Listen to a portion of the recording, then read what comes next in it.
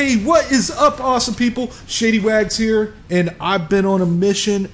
I've been busy building a lot of forts. I mean a lot, because I wanted to find out if there was one fort that was stronger than the rest. A meta fort. A fort that could not be beat while defending mission objectives. I've tried out many different ideas, like trying to completely block them out by building on every tile. Forts built out of all stairs. I tried all kinds of crazy stuff. What always seemed to be my downfall was two things, and that was the lobbers destroying the objective or getting overran, mostly because I was trying to cover too much space. I also had some requirements for this meta fort. It had to be compact, it had to be material efficient, and I wanted it to be able to fit almost every situation, and it had to fit into my solo playstyle. Well, after many sleepless nights and many cans of NOS energy drink, I think I've finally found the fort design that works best, and I'm going to share this with you guys. I'm going to show you how to build it step by step, and we'll also talk about why I feel this design is so strong.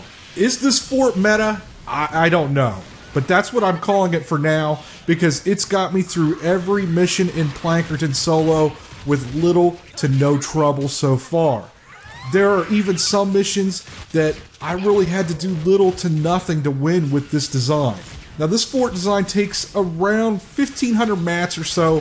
Whatever you decide to build it with, you're going to need around 1,500. So if you decide all metal, you're going to need 1,500 metal, or 500 metal and 1,000 bricks, or 500 metal, 500 bricks, and 500 wood. It's your choice. It's really flexible in that aspect. I also like the fact that I know how much I need before I start building. The first thing I'll show you is how to build around an atlas, because that's a pretty standard defense.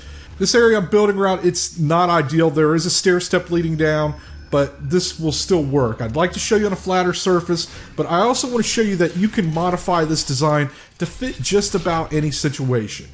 Now, first thing you do is put up metal walls in a box around the object you're defending.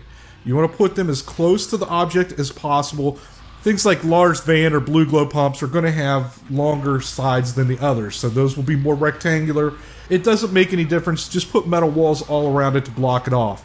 And any spaces inside that box where they can come up underneath, place down your floors in metal. Now, if you're building on a flat area, you're not going to need floors inside.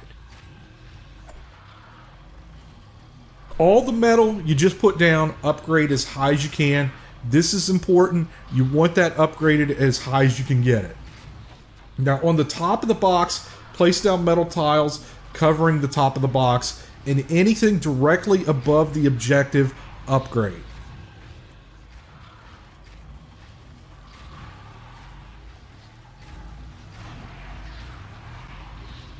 This is it as far as the metal required for this build. You don't have to put any more metal into it. You can though, but you don't have to.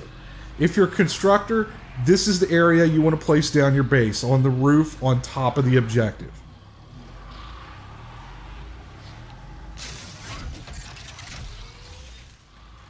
Now, on top of that metal box you just built, you're going to build a brick box. Same thing, all stone walls and a ceiling. Really no need to upgrade these. If I was going to upgrade anything, it would be the ceiling tiles.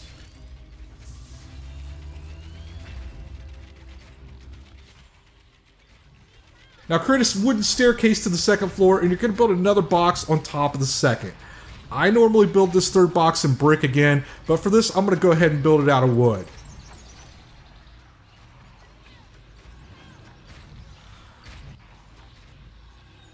So what you end up with is a 3-story structure. Again, just to clarify, you want that bottom box completely upgraded in metal. The second and third, you can build out of whatever you want. I recommend brick on both.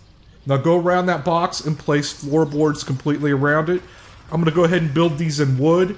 Now pick one side of the box and build a length of brick walls. And on the opposite side, do the same thing. If it's a rectangle, you want to pick the longer sides. On the other two sides, place down brick walls, leaving a space on both the left and the right. These will be your entrances into this structure.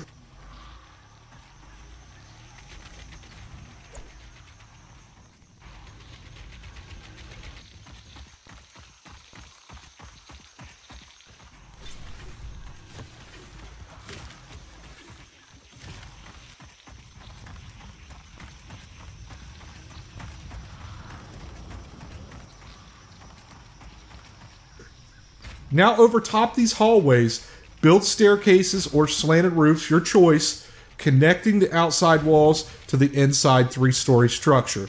Build these at least out of stone. They don't need to be upgraded, but I would at least use stone. And then use the corner pieces to connect it all together.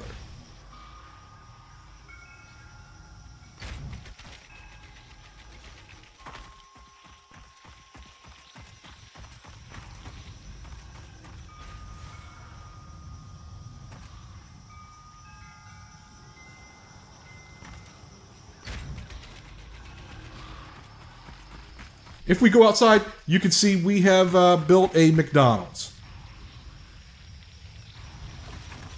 Okay, next, build a wooden staircase to get on top of that roof you just built, and repeat what you just did again. Go around the outside and build stone stairs or slanted rooftops all around the outside and connect them with corners.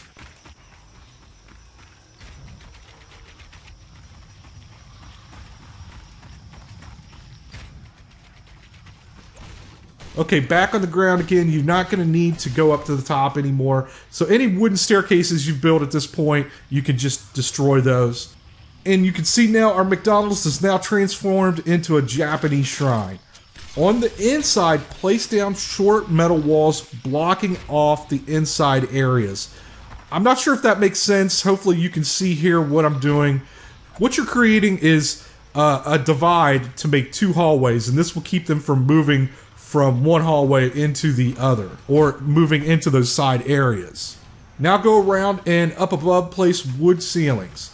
That is it for the build itself. The rest of this is placing traps and defenders. If you're building on a Ride to Lightning, the only difference is the small square above the van where you cannot place a ceiling tile over. That's because the van needs to float out of it.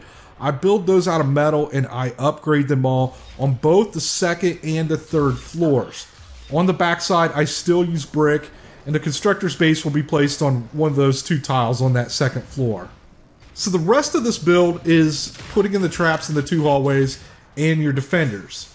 The reason this design works so well is we basically taken the concept of a kill tunnel and we've condensed it into a small fort. And at the same time, we're protecting the top of the objective from lobbers. And by staying in these hallways, we're protecting ourselves from ranged attacks. Also, it's such a small build, you can easily get from side to side very quickly. If the Husks do manage to get through the traps, into these tunnels, and up against those upgraded metal walls, they're all lined up perfectly for a bull rush or a dragon slash. What I found out is there's something about this build that confuses them at times. I think they know that there's just not enough time for them to get through that upgraded metal, so instead of just going through the open entrances, they end up standing outside and hitting the stone walls.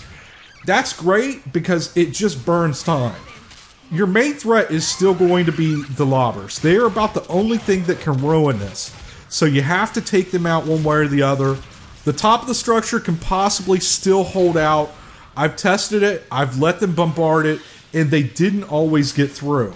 Sometimes they did though. It's a matter of how many they spawn and their line of sight. So I would go after them quickly, deal with them, and then get back into the hallways. Then when the first wave's over and you know where they're coming from, you can set up a sniper or a rifleman post to deal with them. If you have the extra metal, you can also build those staircases that surround the top of the structure out of metal, or you can upgrade the stone, because most of the time that's what those lobbers are going to be hitting. I like to use the bruiser in this build. I initially wrote this guy off because he seemed to always be down. But what I do is I put his defender post in the middle of the hallway, and he does a great job of fighting in these 2 hallways because he's protected from ranged attacks. Another thing you could do is if you know where the Husks are coming from and they're all coming from one way, you could set up a rifleman or a shotgunner at the end of one of these hallways, close it in, and then build short walls around the post to keep them in place. Then it really does become a total death for those Husks because they're coming into that hallway right into gunfire. For traps, about anything works in those 2 main hallways. Just don't put traps on the stone walls. If you do that, sometimes they won't go after the stone walls, and we actually want them to hit those stone walls because it does burn time. You really don't need anything in the 2 side areas. For some reason, because of those 2 small metal walls, they rarely will attack that area. Instead, they'll go into the open entrance. If they do decide to attack that area, you can place down some traps pretty quickly to deal with that. Now, what takes this whole thing over the top is if you're using Nox, or if you're using Nox in the tactical slot, power modulation will heal everything connected to the base every 60 seconds, and if they're not doing damage fast enough, it's just going to get healed up.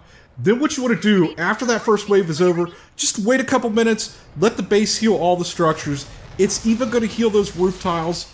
Wait till that's all healed up, then start the next wave. Overall, this base design has been really strong for me. It's got me through challenges I just didn't think I was going to be able to get through solo. I've even used it to beat multiple defenses in one mission. I like the fact it's compact, which makes it perfect for a solo or a duo. It fits just about every situation. It's easy to modify, it's easy to repair on the fly, but best of all, it takes the guesswork of trying to set up pathing traps. You just build it, put the traps into the 2 hallways, start it up, and let them come to you. You're fighting in the small hallways, which is perfect for Bull Rush, Dragon Slash, Plasma Pulse, even going Commando. It protects you from getting hit from the ranged guys like the blasters and the baseball pitchers or the flinger. And if the Taker comes after you, he's going to get fried by the traps in the hallway. So give this build a try. Let me know what you think. Hit that thumbs up button. Thank you so much for watching. And until next time, guys, later.